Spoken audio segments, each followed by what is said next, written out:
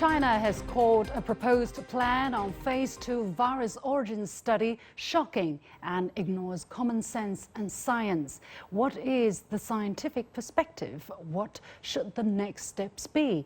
And how are politics muddying the waters? Welcome to a special coronavirus origins edition of The Point, an opinion show coming to you from Beijing. I'm Li Xin.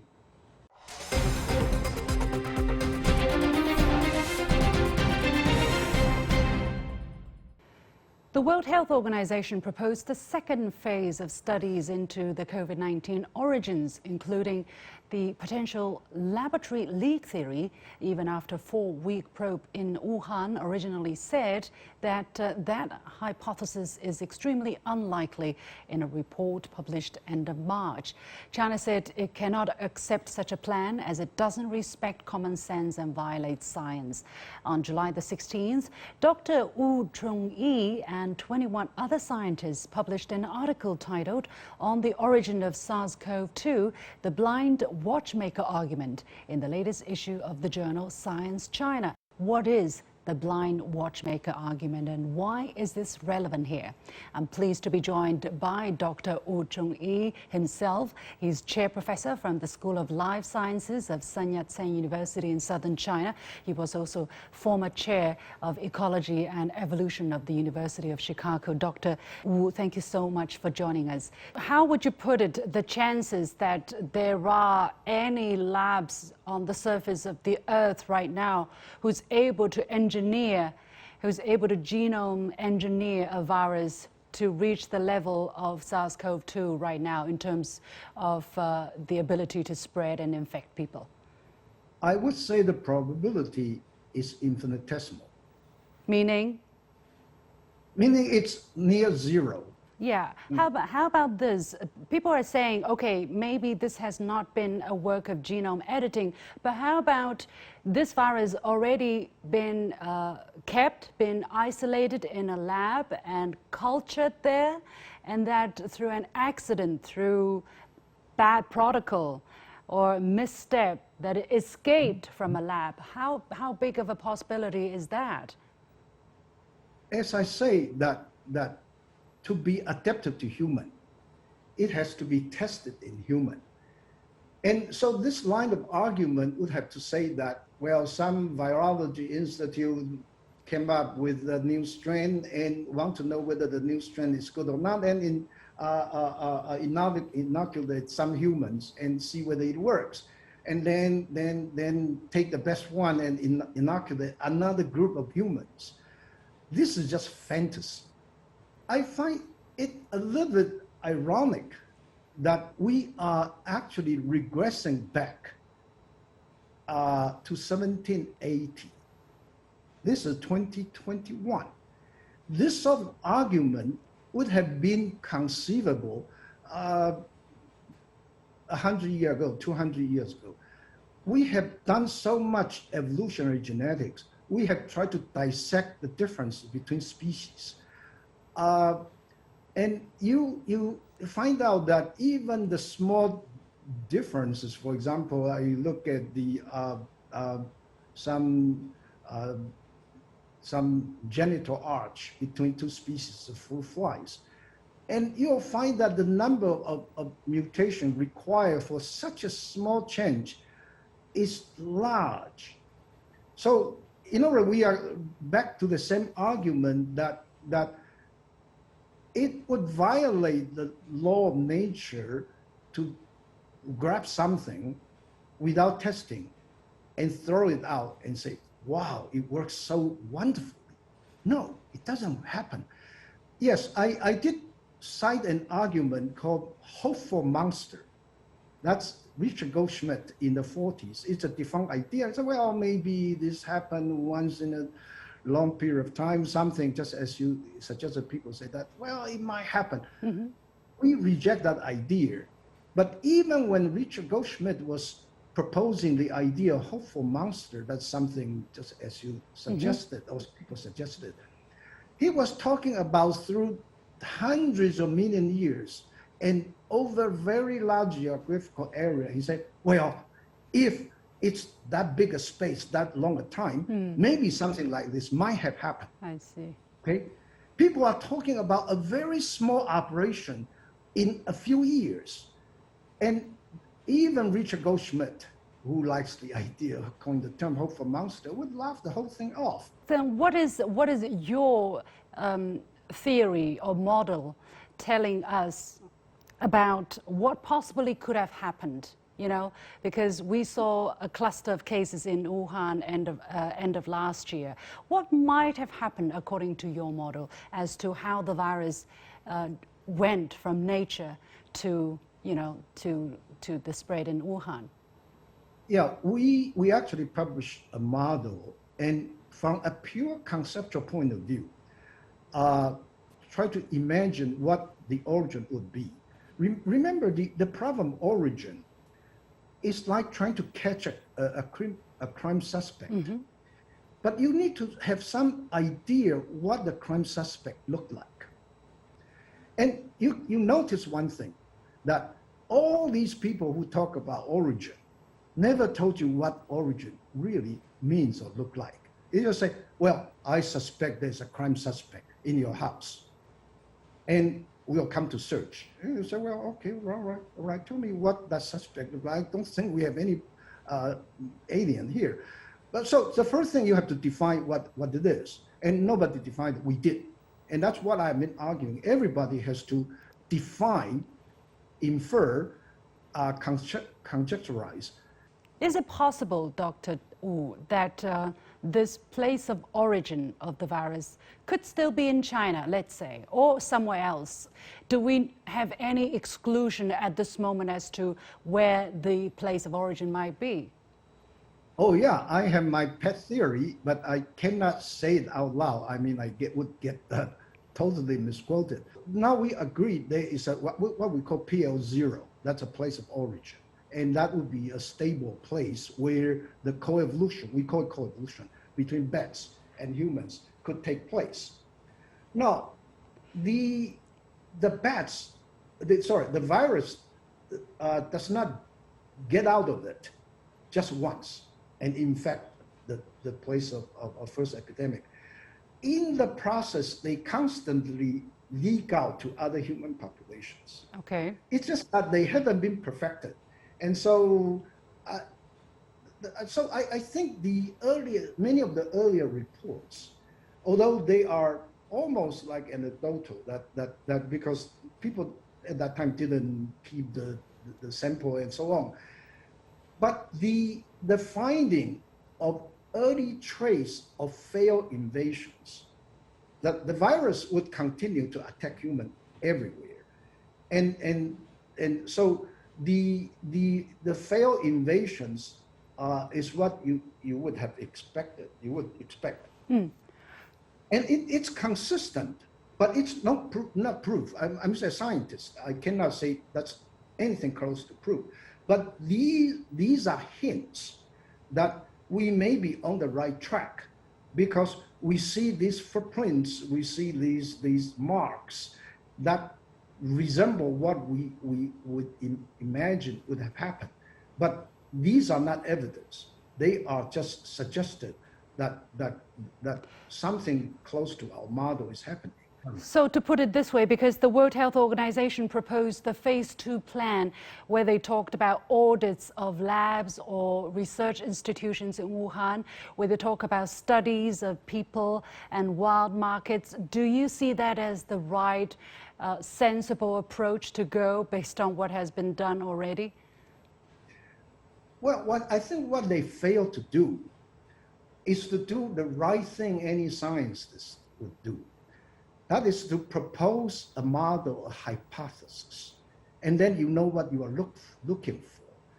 You cannot go to turn the laboratory notebook pages and really ransack people's drawer, bedroom, and so on. I mean, what are you looking for? And these guys would say, well, I don't know. I'll know it when I find it. I think that's the argument. Okay. I don't think they will know it when they find it. It's just like you go to any museum drawer to look for fossils. there are tons of them. You have to have a very clear idea what you are looking for. So that's what is missing. That's what is missing. There is no conceptual foundation to what they plan to be looking for. There's no plan, in other words, that they wouldn't tell you, or they cannot tell you, or they have not thought about what to tell you about what they are looking for. All they say is origin.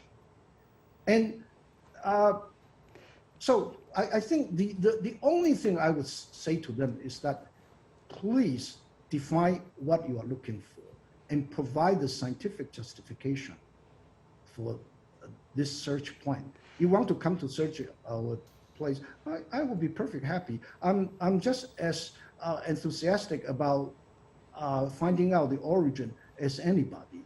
But this is the sort of thing you need to have a plan. Yeah. Many thanks to Dr. Wu Chung-yi, Chair Professor from the School of Life Sciences at Sun Yat-sen University. We'll take a quick break, and when we come back, we'll talk about the politics behind the WHO's proposed plan on phase 2 virus origins tracing. Stay with us. China says a recent World Health Organization proposed plan for phase 2 study of the COVID-19 origins showed disrespect to common sense and arrogance towards science.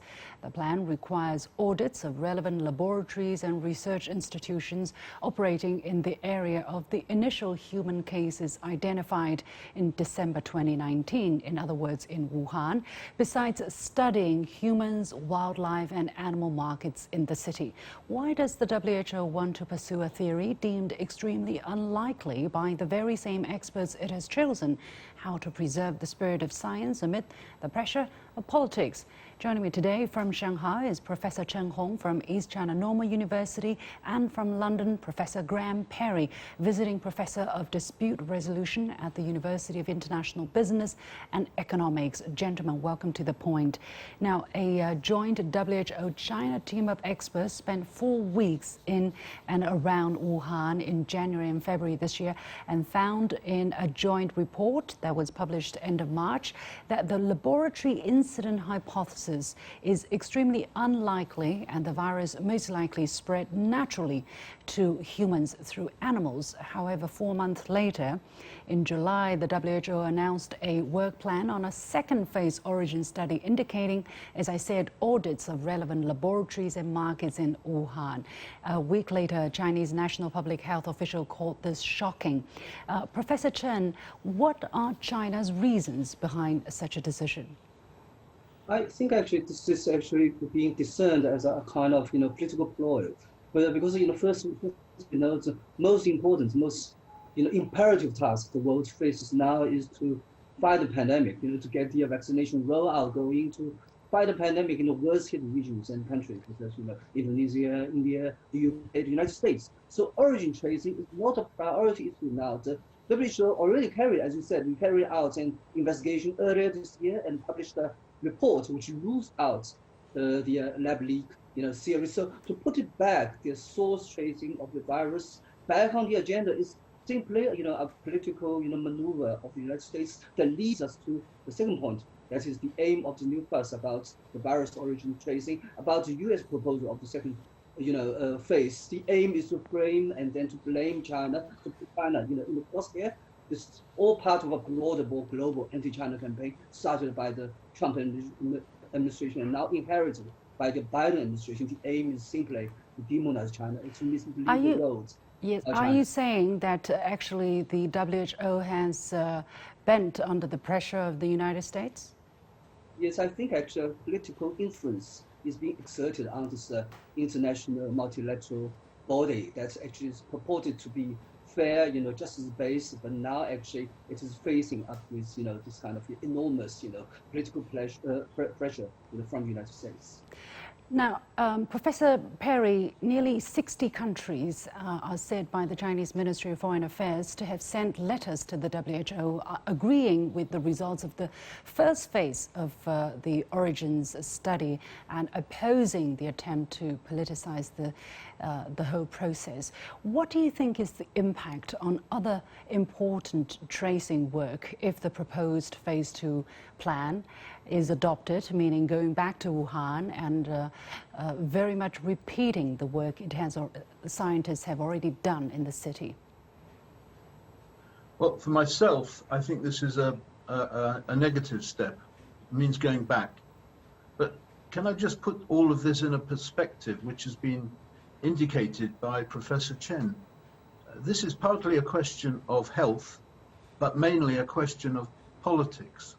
And what is happening in COVID-19 is happening just as China's presence in world politics is being recognized as the single most influential development of the last 40 or 50 years. China is on the rise and the US is on relative decline. And everything in world politics today is focused on trying to arrest the development of China because the Americans see it as a relegation of their own position in world affairs. So that is the overarching geopolitical issue, the rise of China and the relative decline of America. And I believe, like Professor Chen, that the Americans are using COVID-19 and any aspect of COVID-19 as an attempt to damage China.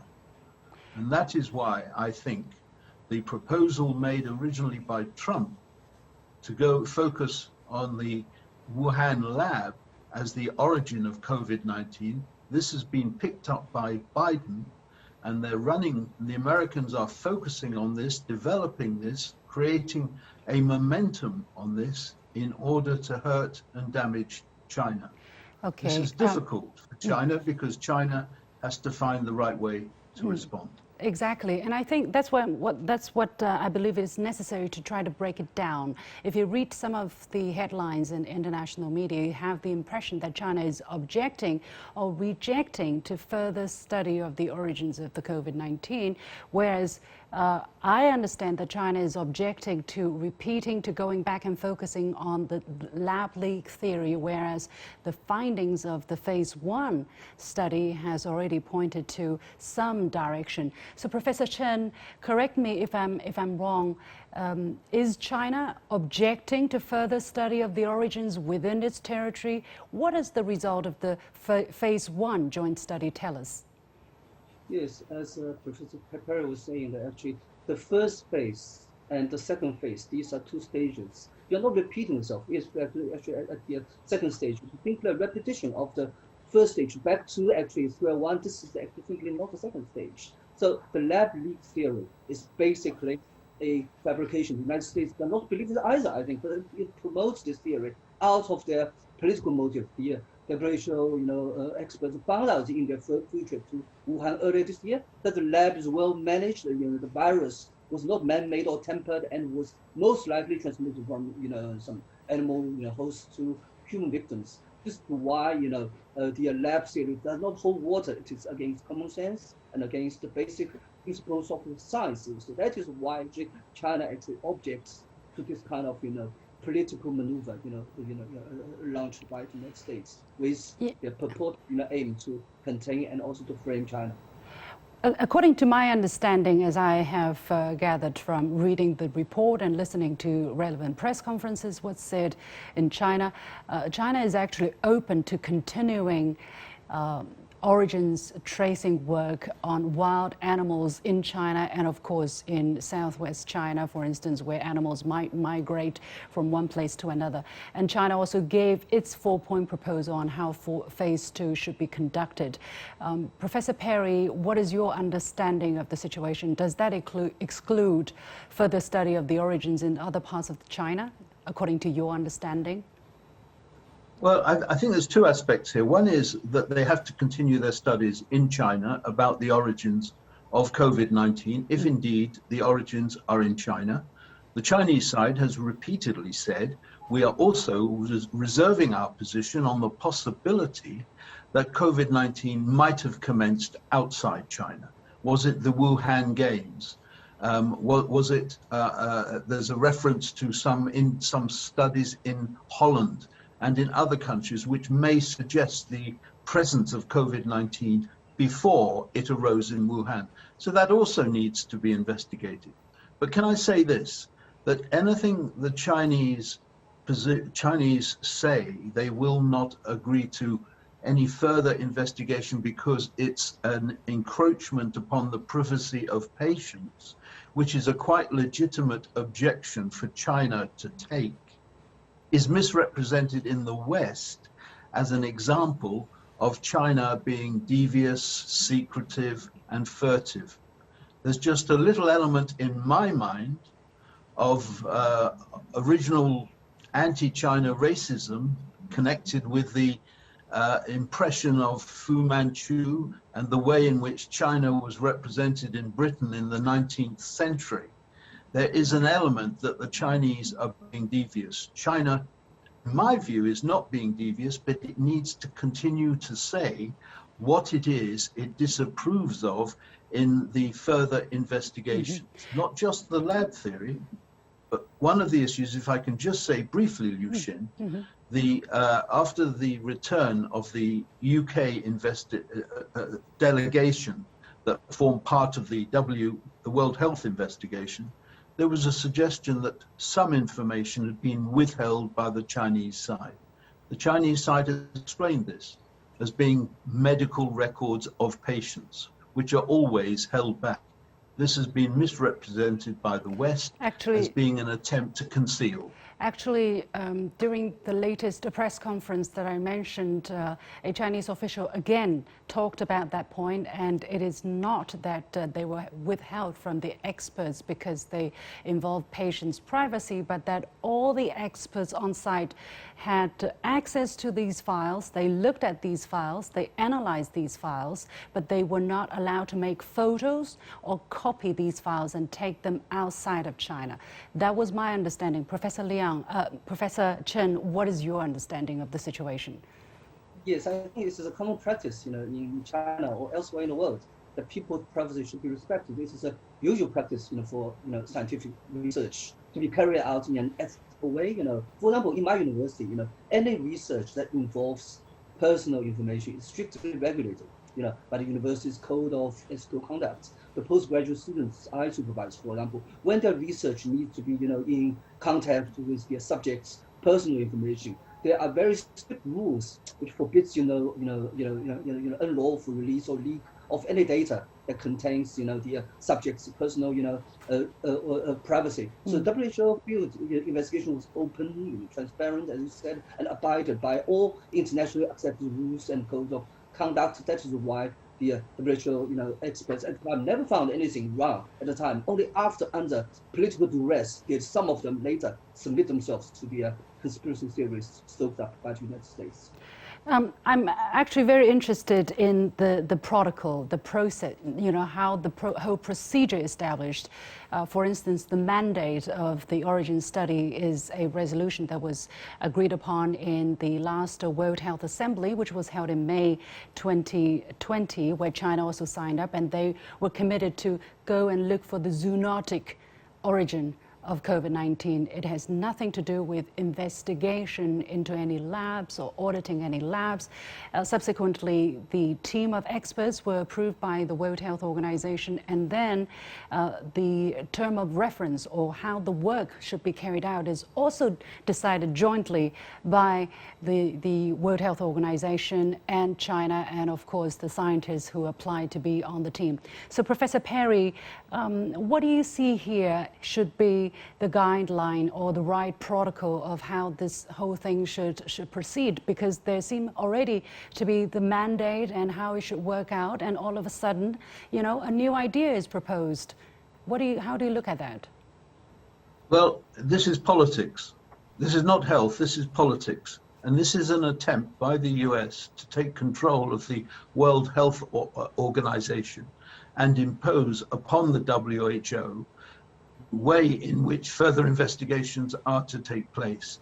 And this is done, in my view, in order to promote the lab theory explanation.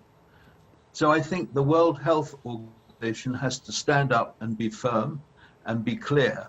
But there are signs that Tedros has changed his position in recent months.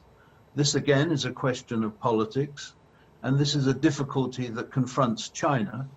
China has to remain clear, open, above board, be willing to help and provide and cooperate with the world. Why? Because COVID-19 was a very serious problem. Whether it started in China or elsewhere, it has created massive loss. Therefore, it is right, there should be investigations, but those investigations have to be conducted properly and with integrity and by the World Health Organization. Finally, Professor Chen, it is interesting because under the Trump administration, the U.S. hopped out of the World Health Organization, and then under the Biden administration, hopped back on, allow me to use this metaphor.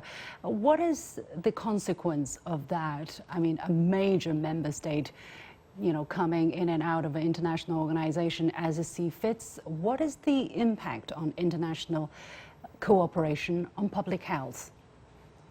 Yeah, I think actually the United States has been, making a very bad example of a single country, trying to manipulate and also divert, the international attention from actually the most important prioritized task, that is to combat the disease, to, this kind of a blame game. That actually to shift its blame, because actually in the United States now, the situation is still quite worse, 40, 50, 1,000, daily, confirmed cases.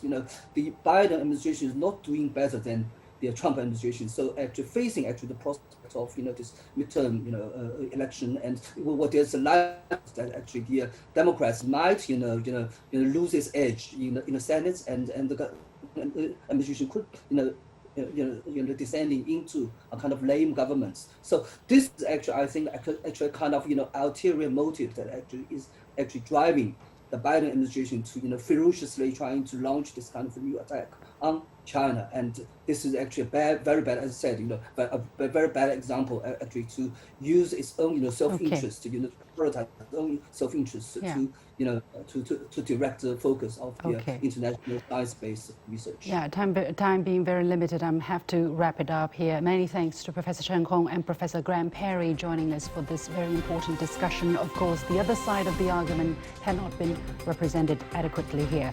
You have been watching The Point with me, Liu Xin. Thanks for watching. As usual, you can follow me on Facebook and Twitter using the handle Liu Xin in Beijing. You've got the point.